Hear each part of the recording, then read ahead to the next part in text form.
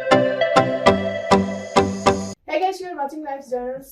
आज एक सीरीज का हम आगाज करने जा रहे हैं सदाए नस्वा के नाम से, और इसमें फर्स्ट जो हमारा एपिसोड होगा वो वुमेन राइट्स के ऊपर होगा। और इस टॉपिक पे बात करने के लिए हमारे साथ regional coordinator human rights commission mister Israruddin Israr sahab मौजूद हैं, और साथ ही मिस नाज गुल मौजूद हैं जो कि पेशे के लिहाज से एक वकील है। सर मैम अस्सलाम वालेकुम, वेलकम टू द प्रोग्राम। वालेकुम अस्सलाम। सामिन और नाज़रीन, आपको एक बात बताती चलूँ, ये प्रोग्राम जज्बा फोरम के इश्तिराक से आपके सामने पेश किया जा रहा है, क्योंकि 16 डेज ऑफ एक्टिविज्म मनाया जा रहा है, और इसमें हम 16 episodes women related, women rights related, चाहे वो पॉलिटिकल राइट्स हो, चाहे वो सिविल सोसाइटी के टॉपिक्स के ऊपर हो, हम इस पे बात करेंगे। तो आज का जो टॉपिक है, मैडम मेरा आपसे सवाल है, गिलगित बल्तिस्तान के कॉन्टेक्स्ट में, पाकिस्तान के कॉन्टेक्स्ट में वो कौन से कवानीन हैं जो औरतों के हकूक को तहफ़्फ़ुज़ देने के लिए बनाए गए हैं? सबसे पहले तो आपका बहुत शुक्रिया कि आपने यहाँ पे मदद किया। अच्छा, सबसे पहले ये कि मैं इस्लाम के हवाले से बात करूँगी कि इस्लाम ने बहुत पहले ही औरतों को उनके हुकूक दिए। अभी देखिए ना, हदीस में ये कितनी बड़ी हदीस है कि माँ के कदमों के नीचे जन्नत है, यानी it's binding on main society के उन्होंने हर हाल में एक खातून की, एक औरत की जो है उसकी इज्जत करनी है, रिस्पेक्ट देनी है उसको। दूसरा ये कि कुरान पाक में जो है, और ये चीज़ जो है हम ये जब कोई फैमिली प्रोसीडिंग्स होती हैं उसमें भी इस बात का जिक्र होता है मेंटेनेंस के हवाले से कि एक मर्द को कवामून कहा गया है ना, कि भाई अच्छा, इस चीज़ को बड़े एक नेगेटिव सेंस में दिया जाता है कि जिस तरह जो मर्द हजरात हैं वो खवातीन के मालिक हैं। नहीं, इसकी बहुत गलत इंटरप्रिटेशन है। इसका मतलब ये है कि they are the take cares, उन्होंने उनका हर तरह से उनका ख्याल रखना है, और उनको जो है ब्रेड विनर कहा गया है। ठीक है, तो जो एक खातून है, औरत है, उसके ऊपर ये चीज़ बाइंडिंग नहीं है कि वो काम करे, ठीक है, और वो ब्रेड विनिंग करे, नहीं। ये बाइंडिंग है एक मर्द पर, it's binding up to it's on the man कि वो एक ब्रेड विनर हो।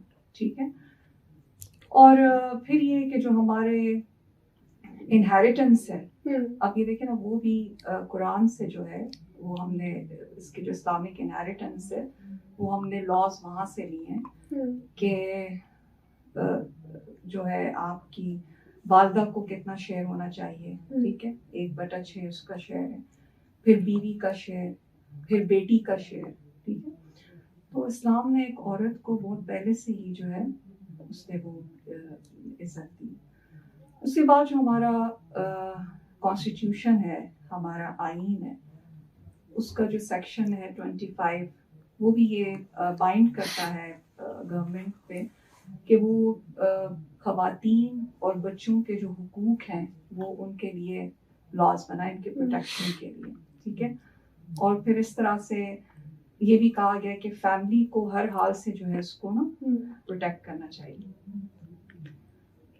फिर ये देखें, हमारा कुरान पाक है उसमें मतलब कि एक ये कहा गया है, मतलब एक प्रोसीजर बताया गया है कि हतल इम्कान, एक स्टेप बाय स्टेप प्रोसीजर बताया गया कि एक फैमिली जो है उसका ब्रेकअप जो है वो नहीं होना चाहिए, मतलब कोशिश करनी चाहिए कि दोनों तरफ से जो है, ताकि जो बच्चे, जाहिर बात है बच्चे में फीमेल्स भी आती हैं, ठीक है, उनकी जिंदगी मुतासिर ना हो, कि दोनों खानदानों से जो है अतराफ से दो रिप्रेजेंटेटिव्स जो हैं वो रिकन्सिलिएशन की कोशिश करें, और अगर उसमें भी ना हो तो फिर उसके बाद जो है अगला स्टेप जो है वो उठाया जा सकता है। मतलब इसमें भी जाहिर बात है एक वुमन को प्रोटेक्ट किया गया।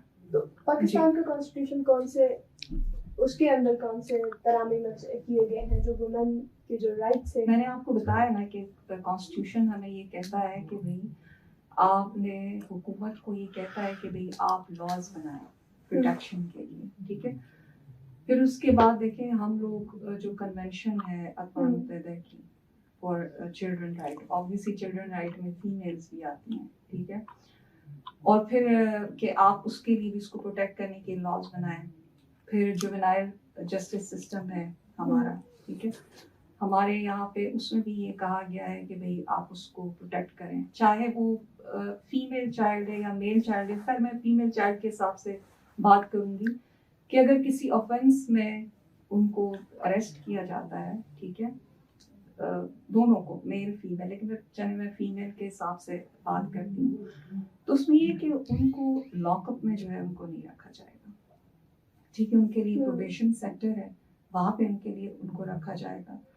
उनको किसी तौर पर भी इम्प्रेसमेंट या कॉर्पोरियल पनिशमेंट जो है वो उनको नहीं दी जाएगी। इसी तरह से जो हमारे बेल का जो लॉस है, ठीक है, बेल के लॉ में भी ये है कि एक खातून को, ठीक है, और एक बच्चे को, चाइल्ड, हमारे यहाँ पे जो चाइल्ड है उसको अंडर 18 को चाइल्ड कहा जाता है अकॉर्डिंग टू द लॉ, ठीक है, उसके लिए कंसेशन है कि बेशक कोई मेजर क्राइम हो उसमें उनको बेल दी जाएगी एज अ राइट, ठीक है। फिर उसके अलावा जो हमारा पीपीसी है, ठीक है, पाकिस्तान पीनल कोड, जिसके तहत हम सजाएं देते हैं, सीआरपीसी द सब्सटेंटिव लॉ, तो उसमें भी ये है कि सेक्शन है 509 कि आप अगर एक it's about the modesty of a woman, ठीक है, अगर आप उसको if you injure the modesty of a woman तो उसके लिए सजा है 3 साल तक सजा है और 5 लाख तक उसमें जो है उन्होंने फाइन रखा है। फिर उसके अलावा ये हमारा जो सीपीसी है, सिविल प्रोसीजर कोड, उसमें भी एग्जेम्पशन है कि अगर कोई बर्दादार खातून है, ठीक है, if she lives in a seclusion या वो नहीं आना चाहती है, ठीक है, she doesn't want to show up in public, तो उसके लिए भी अपीयरेंस के लिए उसको एग्जेम्पशन रखी है कि वो कोर्ट में अपीयर नहीं हो सकती है, ठीक है। तो ये चीज़ें सारी बात ये गिलगित बल्तिस्तान में भी अप्लाइड है, हमारा जो पीपीसी है वो भी यहाँ पे एप्लीकेबल है, सीपीसी भी एप्लीकेबल है, फिर जुवेनाइल जस्टिस सिस्टम है वो भी एप्लीकेबल है, फिर जो हरासमेंट का लॉ है वो यहाँ पे एप्लीकेबल है, ठीक है, हरासमेंट एट वर्क प्लेस जो है वो भी यहाँ पे एप्लीकेबल है कि आप उसमें एक इंक्वायरी कमेटी है उसके पास आप जा सकते हैं, ठीक है, फिर आपकी एक इन्वेस्टिगेशन उसमें होगी और आप अपील करते हैं ऑम्बड्समैन को। और उसके अलावा जो वर्क प्लेस है ये बाइंडिंग है एम्प्लॉयर पे कि वो अपने जो भी ऑर्गेनाइजेशन है, इंस्टीट्यूशन है, डिपार्टमेंट है, कि वो वहाँ पे एफिक्सेशन कराए, ठीक है, इस लॉस की कि ये उनको बाइंडिंग करा दी। अगर जहाँ पर ऑम्बड्समैन नहीं है तो वहाँ पे जो है डिस्ट्रिक्ट कोर्ट जो है वो उसका रोल प्ले कर सकता है, डिस्ट्रिक्ट कोर्ट, ठीक है, आप अपील के लिए जो है वहाँ पे आप जा सकते हैं। फिर हमारा मोस्ट इम्पॉर्टेंट हमारा फैमिली कोर्ट है, ठीक है, उसमें देखें तलाक के कवानीन है, खुला के कवानीन है, ठीक है, जहाँ पे अब जैसे ये तो खैर इस्लाम से ओरिजिनेटेड है और इस पे it's incorporated in our law कि जहाँ पे मर्द को तलाक का हक हासिल है तो वहाँ पे औरत को खुला का हक हासिल है, ठीक है। खुला जो है ये एक औरत की तरफ से तलाक होती है और बाकी जो तलाक है वो जो वर्ड तलाक है वो मर्द की तरफ से होता है। और इसमें भी हमारे कानून में है, बल्कि ये भी इस्लाम से ओरिजिनेटेड है कि तलाक की सूरत में 2 किस्म के महर होते हैं, ठीक है, महर को डावर कहते हैं, प्रॉम्प्ट होता है और एक डेफर होता है। तो प्रॉम्प्ट डावर जो है वो a man has to pay right away on the event of the nikah, और जो defer है then he has to pay it on the event of the dissolution of the marriage.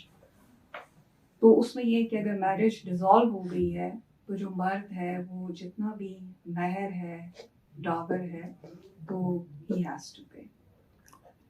और अगर खुला है तो खुला में फिर ये है कि अब इसमें जो है ये मुख्तलिफ रीजन्स हैं, उनके कानून हैं, तो मतलब हमारे जो डिफरेंट सूबे हैं, और हम चूँकि फेडरल को वो करते हैं, तो उसमें खुला की सूरत में ये है कि आप एक परसेंटेज होती है वो औरत जो है वो रिटर्न करती है, 25%, ठीक है, वो उसको रिटर्न करना पड़ता है।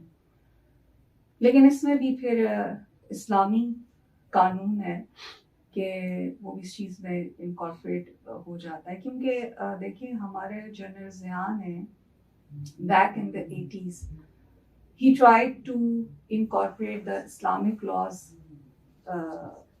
in our regular law system, जिसकी वजह से उससे पहले बैक इन 70s जो है वो लॉ ऑफ एविडेंस होता था, ठीक है, it was based on English law system. लेकिन 80s में ये है कि हमारा जो कानून शहादत है उसमें जो है फिर Islamic laws based on Quran जो है उसकी इनकॉर्पोरेशन हो गई। मगर ओवरऑल अगर सर मैम दोनों आप दोनों से मैं ये गुजारिश करूँगी, अगर हम स्टैटिस्टिक्स देखें मैम, जैसे सर ने बताया, जो रिपोर्ट करती हैं वो बहुत कम है, और जो यूनिवर्सिटी आती है वो तो बहुत ही ज़्यादा कम है, और उसके बाद फिर जो वर्किंग फोर्स है पाकिस्तान की अगर स्टैटिस्टिक्स देखें तो 20% खवातीन जो है पूरे पाकिस्तान में सिर्फ वो ही काम करती है, तो जो पूरे आबादी का सिर्फ 20% या उससे भी कम खवातीन जो है उनका या तो एक्सेस है वर्कप्लेस में, या यूनिवर्सिटी जाती है, पढ़ती है या काम करती है, जो आधी से ज्यादा जो है वो तो मतलब कि डार्क स्पेस में है, उनके लिए क्या कुछ किया जा सकता है सर? नहीं, आपकी ये बात इम्पोर्टेंट है। हम जब भी बात करते हैं तो हम उस मेजॉरिटी की बात कर रहे होते हैं, हम वो प्रिविलेज क्लास की बात नहीं कर रहे होते हैं। और लॉ ये भी एज्यूम करता है कि हर शहरी को लॉ के बारे में पता है, किसी उसको कोई भी ऑफेंडर हो या कोई भी शख्स हो जो कोर्ट में पेश हो, तो लॉ ये नहीं कहता है कि आपको लॉ का पता नहीं था इसलिए आपको हम छूट देते हैं। लॉ एज्यूम ही ये करता है कि हर एक को लॉ का पता होगा। अब इसमें हमें ऐसा नहीं है कि हर शख्स जो है लॉ ग्रेजुएट होगा या लॉ का एक्सपर्ट होगा, प्रोसीजर का पता होना बहुत जरूरी है, क्योंकि जो जिस फियर की आप बात कर रही थी, ये फियर आता ही उस वक्त है जब आपको प्रोसीजर का ना पता हो। आपको एक खातून एक ऑफिस में अगर हरासमेंट का शिकार हो रही है और उसको ये नहीं पता कि हरासमेंट के खिलाफ एक कानून बना हुआ है और उसका एक प्रोसीजर मौजूद है, तो बहुत सारी चीजें तो एडमिनिस्ट्रेटिव है। कोर्ट ऑफ जस्टिस में तो आप आखिरी में जाते हैं जब आपको बिल्कुल वहां से जब एडमिनिस्ट्रेशन से या आपके जो जहां से आपको मिल रहा है हक, जैसे आपके घर के अंदर है, पहले तो आप घर में रियलाइजेशन करवाएंगे, बातचीत करेंगे अपने हक के लिए। जैसे प्रॉपर्टी का राइट है ख्वातीन का, इनहेरिटेंस राइट्स, उसमें तो पहले कायल करना है। अगर नहीं हुआ तो आप एडमिनिस्ट्रेशन से रुजू कर सकते हैं, आप जाके बता सकते हैं एसीडीसी को कि मेरा ये राइट है। और हमारे यहाँ तो वो भी कोर्ट सजाते हैं, एसी के पास भी आप लोग जाके कंप्लेंट्स करते हैं, वहां से वो कर लेते हैं, उनके पास भी ये पावर्स है। तो मसला यहाँ पे ये है कि वो प्रोसीजर मालूम नहीं होने की वजह से खौफ पाया जाता है। और दूसरी आप ये बात बजा आप फरमा रही हैं, देखिए अब ये मैडम का कहना भी दुरुस्त है कि आप खवातीन पहले की निस्बत तो आई है, लेकिन इतनी तादाद में नहीं है जितनी वो पॉपुलेशन रखती है खवातीन की। अब हम जेंडर मेन स्ट्रीमिंग के ऊपर परसों एक यहाँ पे एक वर्कशॉप थी, तो टॉप हमारी जो ब्यूरोक्रेसी थी वो वहां पे मौजूद थी। वो इस डिबेट में लगे थे कि खातून बड़ी है या मर्द बड़ा है।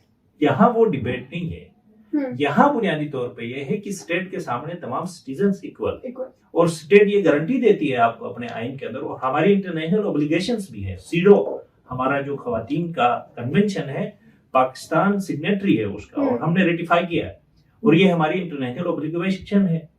हर 4 साल बाद हम यूपीआर एक प्रोसीजर है जिसके तहत पाकिस्तान एक रिपोर्ट सबमिट कराता है कि हमने खवातीन के लिए ये किया, ये हमारी इंटरनेशनल ऑब्लिगेशन है।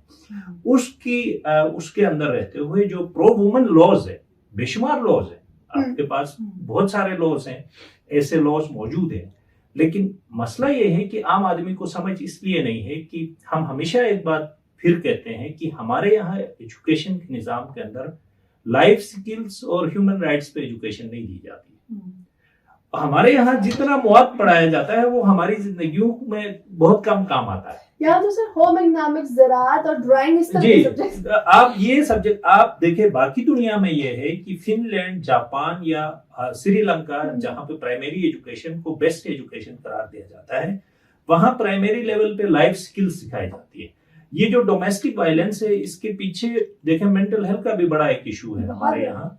बुनियादी बात यह है कि लाइफ स्किल्स नहीं है, एंगर मैनेजमेंट कैसे करना है, स्ट्रेस मैनेजमेंट कैसे करना है, प्रॉब्लम रिजोल्व कैसे करना है।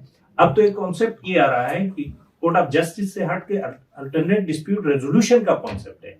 हमारे यहाँ जो चीफ कोर्ट है, इसने लीगल एड सोसाइटी के नाम से एक पाकिस्तान में सोसाइटी है कराची बेस्ड, उसके साथ एक एमओयू साइन किया है जिसके तहत तुर्की तरस पर यहाँ अल्टरनेट डिस्प्यूट रेजोल्यूशन का जो है वो निजाम कायम किया जाएगा। उसमें तो किसी वकील या कोर्ट का कोई काम नहीं है, उसमें काउंसलर्स होंगे, पैरा लीगल ट्रेनिंग याफ्ता लोग होंगे जो बैठ के जो आपके छोटे इश्यूज, हमारे यहाँ इनफॉर्मली ये प्रैक्टिस होती है, फॉर्मली यहाँ पे नहीं होती है, तो वो लोग बैठ के ये कर सकते हैं। तो बहुत सारा काम हमारे यहाँ हमारी तरबियत से रिलेटेड है। हमारे यहाँ अगर थोड़ी बहुत समझ हो लोगों को, हम अगर अपने एजुकेशन में ये बुनियादी चीजें शामिल करें तो हम कई मसाइल वहां से हल कर सकते हैं। लेकिन ये जो आउटडेटेड हमारा निसाब है और आउटडेटेड मेथड ऑफ टीचिंग है, ये भी कंट्रीब्यूट करता है। तो कंट्रीब्यूटिंग फैक्टर्स काफी सारे हैं। ऐसा नहीं है कि सिर्फ हम ये मुरीद इल्जाम कराएं कि ये स्पेसिफिक है जिसकी वजह से ये सारा कुछ हो रहा है। तो कंट्रीब्यूटिंग फैक्टर्स बहुत ज्यादा हैं और उसके साथ साथ ये है एज अ होल, हम एज अ सोसाइटी जो है हमारी वो तरबियत ही नहीं हुई है जिसमें इंक्लूजन का जो दुनिया बात करती है, ह्यूमन राइट्स की जो बात करती है, जेंडर पैरिटी की जो दुनिया बात करती है, जेंडर इक्विटी की जो बात हो रही है, उससे हम जरा पीछे रह गए हैं। बाकी दुनिया हमसे थोड़ा आगे निकल गई है। तो जरूरत इस अमर की है कि हम अपनी चीजों को थोड़ा सा अपडेटेड करें, साइंटिफिक बुनियादों पर इसको थोड़ा आगे लेके आ जाएं, तभी हम दुनिया का मुकाबला कर सकते हैं। अदरवाइज ये इश्यूज हमारे जो है कम नहीं होंगे। आप डेटा उठा के देखें तो तशवीश लाहक होती है हमें। ये कोई हम अपनी तरफ से बात नहीं कर रहे, हमारे पास तो डेटा मौजूद है आपके यहाँ, और इश्यूज आते हैं हमारे सामने। हमारे जैसे इदारे तो थक जाते हैं कि ये इश्यूज देख देख हम तो रोजाना की बुनियाद पे ये चीजें देखते हैं। बिल्कुल। मैंने इस सिलसिले में ये कहूँगी ना कि इसमें जो आप कह रही ना कि कई इलाके इस तरह हैं कि भाई वो उनको तो ये नहीं पता होगा कि लॉयर जो है उसके पास जाना है और वो हमारा केस उसको अगर पता भी होगा कि लॉयर है उसके पास जाना है तो वो डर के नहीं जाएगी, सोशल टेबूज से हाँ, या फिर किसी भी डर से। अच्छा, मैंने पंजाब वगैरह में ना कई जो है नॉन गवर्नमेंटल ऑर्गेनाइजेशन जो है वो बहुत काम कर रही हैं, ठीक है, कि उसमें ये है कि ये जो खवातीन है, जो लोअर तबका है, वो सबसे पहली चीज़ ये होती है ना कि मोस्टली ये भी होता है कि भाई हमारे वकील जी हमारे पास फीस नहीं है, कई वकील फी भी नहीं लेते, ऐसी बात नहीं है। कोर्ट में भी मैडम इसमें एक ये उसको कहते हैं जस्टिस ऑफ पीस। हमारे सेशन कोर्ट में ये प्रोविजन मौजूद है कि कोई भी विक्टिम जाके एक एप्लीकेशन दे दे तो सरकार उसको वकील प्रोवाइड करती है। ऐसा नहीं है कि हर दफा वकील जो है बंदा अपने पैसों से हमारे यहाँ तो ये ऑप्शंस तो मौजूद है, प्रोसीजर्स उन्होंने कहा कि ये है कि अगर किसी के पास पैसे नहीं है तो वो एज अ पॉपर जो है वो अप्लाई कर सकता है कि भाई मैं फीस नहीं दे सकता हूँ। तो कोर्ट जो है, जो सरकार है, वो अपनी तरफ से एक सरकारी वकील जो है हमारे क्रिमिनल केसेस में भी होता है कि वो एक काउंसिल हायर कर देते हैं उस बंदे की तरफ से। और खवातीन के लिए खास तौर पर यहाँ पे ये चीज़ नहीं है, बल्कि ये ह्यूमन राइट्स से इनका ताल्लुक है। तो आई थिंक मैं इनसे बल्कि पूछना चाहूँगी कि इस तरह का है इनका सेटअप कि पंजाब वगैरह में ये है कि कोई नॉन गवर्नमेंटल ऑर्गेनाइजेशन जो हैं वो सिलसिले में काम करती हैं, ठीक है, मतलब ऑब्वियसली उन्होंने अवेयरनेस दी है ना, वो वर्कशॉप्स करती हैं, मुख्तलिफ इलाकों में गई हैं और वहाँ पे वो बताते हैं कि भाई आपके कोई लीगल मसले हों तो भाई आपने लीगल एड देती हैं, आप हमारे पास आना है और हम आपको उसकी एड देंगे। उन्होंने फिर काउंसिल्स हायर किए होते हैं, वो जो नॉन गवर्नमेंटल ऑर्गेनाइजेशंस हैं, और वो जो उस तरह के जो केसेस होते हैं, ठीक है, वो उनको वो रेफर करते हैं। वैसे सर ये काम तो जी। गवर्नमेंट का ज्यादा बनता है क्योंकि we are paying tax for it, we are paying money for it, तो एनजीओस के लेवल पे क्या ये काम गिलगित बाल्टिस्तान में हो रहा है? देखिए एनजीओ तो जहाँ भी काम करते हैं पूरे पाकिस्तान में लीगल एड पे जो एनजीओ काम करते हैं वो डोनर फंडिंग होते हैं, कुछ अर्सा चलते हैं फिर प्रोजेक्ट होता है, बंद होता है। हमारी organisation human rights commission of Pakistan भी लीगल एड पे काम करती रही है कुछ अर्सा, लेकिन अभी हम नहीं करते हैं। यहाँ पे इंडिविजुअल जो हमारे लॉयर्स हैं, एक्टिविस्ट लॉयर्स हैं, वो देते हैं लीगल एड, अपनी जाती हैसियत में देते हैं। कुछ लीगल एड की यहाँ पे ऑर्गेनाइजेशन फर्म्स भी है वो भी देती है। फिर वही बात है कि एक हमारा मसला तो ये नहीं है, कोर्ट में जाने के बाद तो बहुत सारे लोग सपोर्ट के लिए, इवन जज साहब की तरफ से भी, अगर जजेस, ऑनरेबल जजेस के सामने अगर कोई जाके ये कहे कि मुझे वकील के लिए पैसे नहीं है तो सरकारी वकील भी दिया जाता है। वहां पहुंचने में मसला है। एक खातून जो विक्टिमाइज होती है, जो वल्नरेबल सेगमेंट के लोग हैं, वो वहां तक पहुंचने में घबराहट होती है, थाना पहुंचने में घबराहट होती है, क्योंकि सोशल टेबूज ऐसे हैं कि थाना जाना, कोर्ट जाना, कचहरी जाना खातून के लिए एक ताने से कम नहीं होता है। तो ये जो ट्रस्ट बिल्डिंग है ये करना होगा। दूसरा ये है कि आप once you go for your right in court, उसके बाद वापिस अपनी फैमिली में जाना, रीयूनियन मुश्किल हो जाता है, क्योंकि बीच में कोई और ऑप्शन नहीं होता है, आपके पास कोई दारुल अमान नहीं है, आप कहीं और जा नहीं सकते। जिस फैमिली के साथ, जैसे फैमिली मैटर्स होते हैं, प्रॉपर्टी के वगैरह जो इश्यूज होते हैं, ये लेके कोर्ट में गए, वो इतना सोशल एक टेबू है कि आपको ताने मिलते हैं, दोबारा आप जाके अपनी फैमिली के साथ बैठ नहीं सकते। इस तरह के बहुत सारे इश्यूज होने की वजह से बहुत सारी खवातीन जो है वो सफर कर रही होती है। तो ये पूरी एक कैंपेन चलाने की जरूरत है। और कवानीन का मकसद ये नहीं होता है कि हमेशा लोगों को पकड़ के सजाएं देना, कवानीन का मतलब अवेयरनेस देना भी होता है। वो लाइंस ड्रा करती है कि अब हरासमेंट का जो लॉ है वो अगर किसी ऑर्गेनाइजेशन में काम करने वाले मर्द खवातीन को पढ़ाया जाए, उनको बताया जाए कि ये लॉ है, हरासमेंट से मुराद ये है, इन चीजों को हरासमेंट के जुमरे में डाला जा सकता है, ये कोड ऑफ कंडक्ट है, इसमें ये सजा हो सकती है, तो वो लाइन ड्रा हो जाएगी, वो वहां रुक जाते हैं। तो कवानीन का अल्टीमेट गोल ये होता है कि कम्युनिटी को अवेयर करना है, कम्युनिटी को रियलाइज कराना है, सेंसिटाइज कराना है। जिन माशरों के अंदर आम शहरी में कानून की समझ ज्यादा होती है, वहां आपको देखें कि वो चीजों को जो है वो कोर्ट में जाने से पहले ही उनको समझ आती है कि कोर्ट में जाने के बाद हमें ये सजा मिल सकती है, तो वो ऑलरेडी अपने हुदूद कयूद में रहते हैं। हुदूद कयूद में रहते हैं। जी नाज़रीन, इसी के साथ हुदूद कयूद। अच्छा, मैं काफी बात वो ज्यादा हो गया, वो पूरा कौन देखेंगे। अच्छा महविश, मैं इस सिलसिले में आपको एक बात सहरिश, सॉरी, इसको फिर वो कर दीजिए। अच्छा सहरिश, मैं आपको एक आखिरी बात, सर ने बहुत अच्छी बात की है।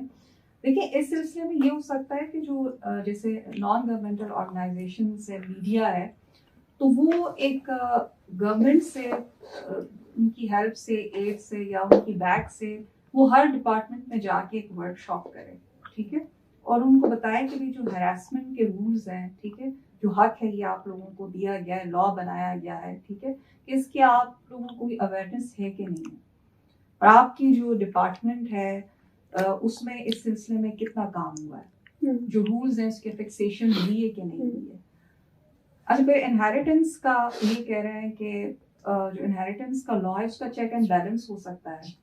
हमारे ऑब्वियसली सारा रिकॉर्ड जो है वो कंप्यूटराइज होके उसको देखा जा सकता है कि भाई इस खानदान में जिस तरह के नादरा है उसमें सबका रिकॉर्ड मौजूद है कि इस खानदान में जो फीमेल्स हैं उनको जो है प्रॉपर्टी ट्रांसफर हुई है कि नहीं है, ठीक है, मतलब जो उनकी फैमिली इनहेरिटेंस है वो डिवॉल्व हुई है कि नहीं है, और नोटिस भेजे जा सकते हैं कि भाई आपकी जो प्रॉपर्टी है वो फीमेल्स पे डिवॉल्व क्यों नहीं हुई, शो कॉज नोटिस दिया जा सकता है। कोई जो ऐसे एरियाज हैं जिनके बारे में हम कह सकते हैं कि भाई वहाँ पे खातून जो है वो बिल्कुल भी इस बारे में वो बात ही नहीं कर सकती है, ठीक है, विस्पर भी नहीं कर सकती है, तो ये चीजें जो है ये चेक एंड बैलेंस जो है सिलसिले में हो सकती है। इसमें एक और बात मैं जरा ऐड करना चाहता हूँ, जितने हमने इंटरनेशनल कन्वेंशंस, हमारी जो इंटरनेशनल ऑब्लिगेशंस है, उन कन्वेंशंस के आखिर में एक बात लिखी होती है, वो बात ये है कि स्टेट पार्टीज कहते हैं, जो दुनिया भर की जो रियासतें होती है वो उन पे सिग्नेटरी होती है, उनको ये कहा जाता है कि ये जो आपने साइन किया है, जो रेटिफाई आप करेंगे, तो आपने अपने लोगों को ये पढ़ाना भी है, उसकी अवेयरनेस भी देनी है। लॉज के अंदर भी ये है कि गवर्नमेंट को लीड लेना होगा। जिस तरह एडवोकेट साहिबा कह रही हैं, बिल्कुल एनजीओज भी अपने तय काम कर सकते हैं, लेकिन उनका जो होता है लिमिटेड होता है, उनकी रिसोर्सेस, उनकी कैपेसिटी लिमिटेड होती है। गवर्नमेंट तो हर जगह मौजूद होती है, तो गवर्नमेंट के जो गवर्नमेंट टेंडरिंग कर सकती है, इनविटेशन दे सकती है कि हमारे साथ आप मतलब काम करें इस सिलसिले में, ठीक है, हम आपकी बैक करेंगे, आपकी फंडिंग करेंगे। इस तरह होगा तो ये अवेयरनेस बढ़ेगी। और सबसे बेहतरीन टूल हमारे पास निसाब है। निसाब के अंदर बुनियादी चीजों को हमें शामिल करना बहुत जरूरी है, जो हमारी जिंदगियों के अंदर हमारी बेहतरी के लिए काम आ सकते हैं। बाज केसेस में ऐसा होता है कि खवातीन इतनी अफ्रेड होती हैं या वो डरी से नहीं होती है, स्पेशली डोमेस्टिक वायलेंस के केसेस में अगर देखा जाए या हैरेसमेंट के केसेस में देखा जाए, तो वो अप्रोच नहीं कर पाती हैं। तो उस केस में फिर तो देखिए, मैं आपसे यही कह रही हूँ ना कि अप्रोच करना चाहिए, ठीक है। पहले तो अगर गिलगित के हवाले से मैं ये देखूं, मैं आपको पता है मैं बात कर रही थी पंजाब के हवाले से, मतलब एक कॉन्सेप्ट है ना कि वकील के पास, जिसके पास बहुत पैसे होते हैं तो शायद वो वकील के पास आता है, ऐसी बात नहीं। मैंने पिंडी कचहरी में भी काम किया और मैं वहां पे हैरान हूँ कि वहां पे 70% केसेस जो है वो गरीब तबका लेकर आता है।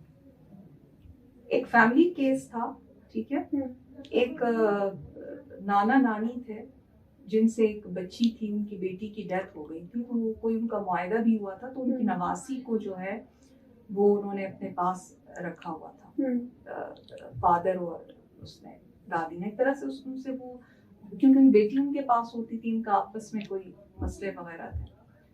और वो गरीब नाना नानी, आप उनकी एज अगर आप देखें, और मतलब ऑब्वियसली वो किसी के घर वगैरह में मेहनत मजदूरी करने वाले लोग थे, लेकिन वो लोग आए, ठीक है, उन्होंने काउंसिल एंगेज किया अपने राइट के लिए। They didn't know about the law, that what is the law, but they engaged a council, ठीक है, that we need the custody of our granddaughter। तो बात ये है कि भाई आप लोग आए, लॉयर से आप लोग कांटेक्ट करें, ठीक है। फिर वही बात है ना कि लॉ जो है वो तो उसी की मदद करेगी जो विजिलेंट होगा, जो अपना हक लेना चाहेगा, ठीक है। तो अगर आप अपना हक नहीं ले सकते तो ऑब्वियसली फिर कानून आपकी मदद जो है वो नहीं कर सकते। देखिए, अभी मेरा नहीं ख्याल, मैं बल्कि आप मीडिया में भी अभी देख रही हैं, हमारे ऐसे भी इलाके हैं जहाँ पे लोग नाम ही सुनते थे और डर लगता था, वहाँ पे स्कूल्स बन गए, ठीक है, और बच्चियाँ पढ़ रही हैं, और यहाँ पे बच्चियाँ बाजार जाती हैं। यूनिवर्सिटी में आप ये देखें फीमेल्स की कितनी तादाद है, ठीक है, फीमेल लॉयर्स आ गई हैं, ठीक है। तो मेरा नहीं ख्याल, हिम्मत करनी चाहिए। अगर अच्छा डिपार्टमेंट्स में, गवर्नमेंट डिपार्टमेंट्स में खवातीन जॉब कर रही हैं, तो जब वो जॉब कर सकती हैं तो फिर जाहिर बात है उनको अपने हक के लिए भी, अगर वो एक मेल के साथ काम कर सकती है, मेल एनवायरनमेंट के साथ, तो उनको अपनी इंजरी के लिए भी फिर आना चाहिए। मगर ओवरऑल अगर साय मैम दोनों, आप दोनों से मैं ये गुजारिश करूँगी, अगर हम स्टैटिस्टिक्स देखें मैम, जैसे साय ने बताया, जो रिपोर्ट करती हैं वो बहुत कम है, और जो यूनिवर्सिटी आती है वो तो बहुत ही ज्यादा कम है। और उसके बाद फिर जो वर्किंग फोर्स है पाकिस्तान की स्टैटिस्टिक्स देखें तो 20% खवातीन जो है पूरे पाकिस्तान में सिर्फ वो ही काम करती है। तो जो पूरे आबादी का सिर्फ 20% या उससे भी कम खवातीन जो है उनका या तो एक्सेस है वर्कप्लेस में, या यूनिवर्सिटी जाती है, पढ़ती है या काम करती है। जो आधी से ज्यादा जो है वो तो मतलब कि डार्क स्पेस में है। उनके लिए क्या कुछ किया जा सकता है सर? नहीं, आपकी ये बात इम्पोर्टेंट है। हम जब भी बात करते हैं तो हम उस मेजॉरिटी की बात कर रहे होते हैं, हम वो प्रिविलेज क्लास की बात नहीं कर रहे होते हैं। और लॉ ये भी एज्यूम करता है कि हर शहरी को लॉ के बारे में पता है। किसी उसको कोई भी ऑफेंडर हो या कोई भी शख्स हो जो कोर्ट में पेश हो, तो लॉ ये नहीं कहता है कि आपको लॉ का पता नहीं था इसलिए आपको हम छूट देते हैं। लॉ एज्यूम ही ये करता है कि हर एक को लॉ का पता होगा। अब इसमें हमें ऐसा नहीं है कि हर शख्स जो है लॉ ग्रेजुएट होगा या लॉ का एक्सपर्ट होगा, प्रोसीजर का पता होना बहुत जरूरी है। क्योंकि जो जिस फियर की आप बात कर रही थी, ये फियर आता ही उस वक्त है जब आपको प्रोसीजर का ना पता हो। आपको एक खातून एक ऑफिस में अगर हरासमेंट का शिकार हो रही है और उसको ये नहीं पता कि हरासमेंट के खिलाफ एक कानून बना हुआ है और उसका एक प्रोसीजर मौजूद है, तो बहुत सारी चीजें तो एडमिनिस्ट्रेटिव है। कोर्ट ऑफ जस्टिस में तो आप आखिरी में जाते हैं जब आपको बिल्कुल वहां से जब एडमिनिस्ट्रेशन से या आपके जो जहां से आपको मिल रहा है हक, जैसे आपके घर के अंदर है, पहले तो आप घर में रियलाइजेशन करवाएंगे, बातचीत करेंगे अपने हक के लिए। जैसे प्रॉपर्टी का राइट है, ख्वातीन का इनहेरिटेंस राइट्स, उसमें तो पहले गाइड करना है। अगर नहीं हुआ तो आप एडमिनिस्ट्रेशन से रुजू कर सकते हैं, आप जाके बता सकते हैं एसीडीसी को कि मेरा ये राइट है। और हमारे यहाँ तो वो भी कोर्ट सजाते हैं, एसी के पास भी आप लोग जाके कंप्लेंट्स करते हैं, वहां से वो कर लेते हैं, उनके पास भी ये पावर्स है। तो मसला यहाँ पे ये है कि वो प्रोसीजर मालूम नहीं होने की वजह से खौफ पाया जाता है। और दूसरी आप ये बात बजा आप फरमा रही हैं, देखें अब ये मैडम का कहना भी दुरुस्त है कि आप खवातीन पहले की निस्बत तो आई है, लेकिन इतनी तादाद में नहीं है जितनी वो पॉपुलेशन रखती है खवातीन की, जिसमें इंक्लूजन का जो दुनिया बात करती है, ह्यूमन राइट्स की जो बात करती है, जेंडर पैरिटी की जो दुनिया बात करती है, जेंडर इक्विटी की जो बात हो रही है, उससे हम जरा पीछे रह गए हैं। बाकी दुनिया हमसे थोड़ा आगे निकल गई है। तो जरूरत इस अमर की है कि हम अपनी चीजों को थोड़ा सा अपडेटेड करें, साइंटिफिक बुनियादों पर इसको थोड़ा आगे लेके आ जाएं, तभी हम दुनिया का मुकाबला कर सकते हैं। अदरवाइज ये इश्यूज हमारे जो है कम नहीं होंगे। आप डेटा उठा के देखें तो तशवीश लाहक होती है हमें। ये कोई हम अपनी तरफ से बात नहीं कर रहे हैं, हमारे पास तो डेटा मौजूद है आपके यहाँ, और इश्यूज आते हैं हमारे सामने। हमारे जैसे इदारे तो थक जाते हैं कि ये इश्यूज देख देख हम तो रोजाना की बुनियाद पे ये चीजें देखते हैं। बिल्कुल। मैंने जिस सिलसिले में ये कहूँगी ना कि इसमें जो आप कह रही हैं ना कि कई इलाके इस तरह हैं कि भाई वो उनको तो ये नहीं पता होगा कि लॉयर जो है उसके पास जाना है और वो हमारा केस उसको अगर पता भी होगा कि लॉयर है उसके पास जाना है तो वो डर के नहीं जाएगी, सोशल टेबूज है, सोशल टेबूज से या फिर किसी भी डर से। अच्छा, मैंने पंजाब वगैरह में ना कई जो है नॉन गवर्नमेंटल ऑर्गेनाइजेशन जो है वो बहुत काम कर रही हैं, ठीक है, कि उसमें ये है कि ये जो खवातीन है, जो लोअर तबका है, वो सबसे पहली चीज़ ये होती है ना कि मोस्टली ये भी होता है ना कि भाई हमारे वकील जी हमारे पास फीस नहीं है, कई वकील फी भी नहीं लेते, ऐसी बात नहीं है। कोर्ट में भी मैडम इसमें एक उसको कहते हैं जस्टिस ऑफ पीस। हमारे सेशन कोर्ट में ये प्रोविजन मौजूद है कि कोई भी विक्टिम जाके एक एप्लीकेशन दे दे तो सरकार उसको वकील प्रोवाइड करती है। ऐसा नहीं है कि हर दफा वकील जो है बंदा अपने पैसों से हमारे यहाँ तो ये ऑप्शंस तो मौजूद है, प्रोसीजर्स उन्होंने बोला कि ये है कि अगर किसी के पास पैसे नहीं है तो वो एज अ पॉपर जो है वो अप्लाई कर सकता है कि भाई मैं फीस नहीं दे सकता हूँ। तो कोर्ट जो है, जो सरकार है, वो अपनी तरफ से एक सरकारी वकील जो है हमारे क्रिमिनल केसेस में भी होता है कि वो एक काउंसिल हायर कर देते हैं उस बंदे की तरफ से। और खवातीन के लिए खास तौर पर यहाँ पे ये चीज़ नहीं है, बल्कि ये ह्यूमन राइट्स से इनका ताल्लुक है। तो आई थिंक मैं इनसे बल्कि पूछना चाहूँगी कि इस तरह का है इनका सेटअप कि पंजाब वगैरह में ये है कि कोई नॉन गवर्नमेंटल ऑर्गेनाइजेशन जो हैं वो इस सिलसिले में काम करती हैं, ठीक है। मतलब ऑब्वियसली उन्होंने अवेयरनेस दी है ना, वो वर्कशॉप्स करती हैं, मुख्तलिफ इलाकों में गई हैं और वहाँ पे वो बताते हैं कि भाई आपके कोई लीगल मसले हों तो भाई आपने लीगल एड देती हैं, आप हमारे पास आना है और हम आपको उसकी एड देंगे। उनको उन्होंने फिर काउंसिल्स हायर किए होते हैं, वो जो नॉन गवर्नमेंटल ऑर्गेनाइजेशंस हैं, और वो जो उस तरह के जो केसेस होते हैं, ठीक है, वो उनको वो रेफर करते हैं।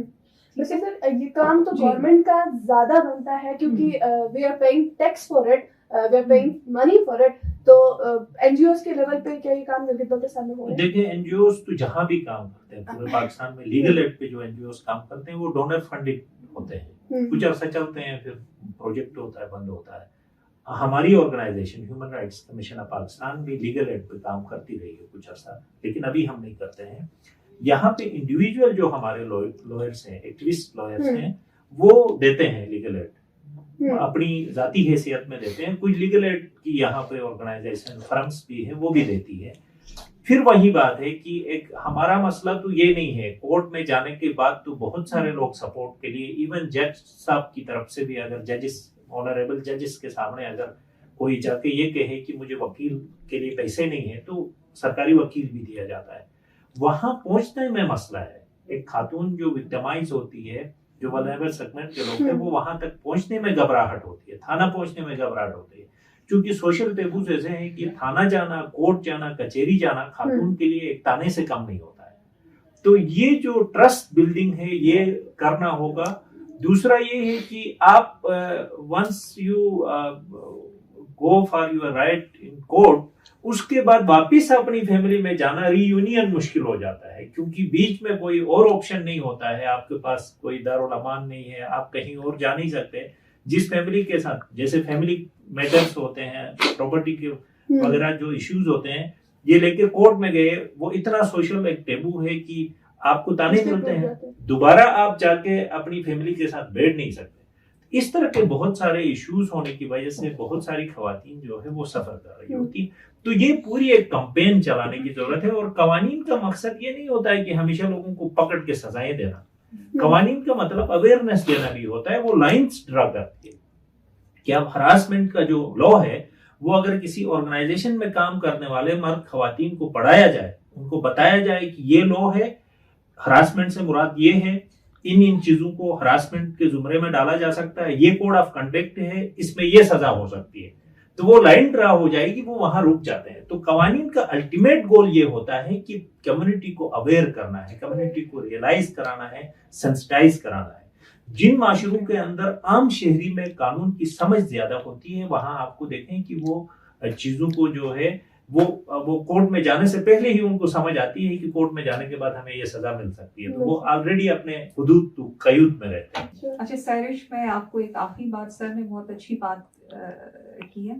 देखिए, इस सिलसिले में ये हो सकता है कि जो जैसे नॉन गवर्नमेंटल ऑर्गेनाइजेशन से मीडिया है, तो वो एक गवर्नमेंट से, उनकी हेल्प से, एड से या उनकी बैक से वो हर डिपार्टमेंट में जाके एक वर्कशॉप करे, ठीक है, और उनको बताया कि भाई जो हरासमेंट के रूल्स हैं, ठीक है, जो हक है ये आप लोगों को दिया गया है, लॉ बनाया गया है, ठीक है, कि इसके आप लोगों को कोई अवेयरनेस है कि नहीं है, और आपकी जो डिपार्टमेंट है उसमें इस सिलसिले में कितना काम हुआ है, जो रूल्स हैं उसके फिक्सेशन हुई है कि नहीं हुई है। अच्छा, फिर इनहेरिटेंस का ये कह रहे हैं कि जो इनहेरिटेंस का लॉ है उसका चेक एंड बैलेंस हो सकता है।